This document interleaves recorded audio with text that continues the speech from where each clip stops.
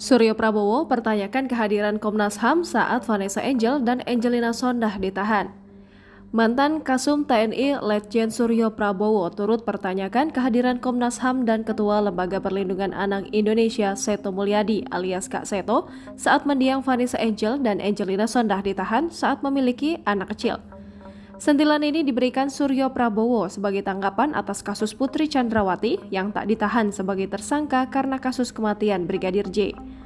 Diketahui alasan Putri Chandrawati tak ditahan yakni salah satunya adalah karena memiliki anak yang masih kecil. Dikutip dari Kompas.com, istri Irjen Verdi Sambo tidak dilakukan penahanan usai diperiksa oleh penyidik Direktorat Tindak Pidana Umum Badan Reserse Kriminal Polri. Dalam pemeriksaan itu, Putri memohon kepada polisi agar tidak ditahan. Arman menjelaskan Putri Chandrawati memiliki anak yang masih kecil. Selain itu, kondisi Putri saat ini tidak stabil, sehingga pihaknya memohon Putri tidak ditahan oleh Bareskrim.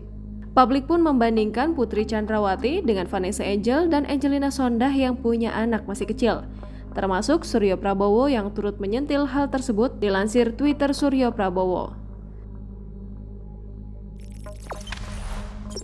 Jangan lupa subscribe, share, komen, dan like ya!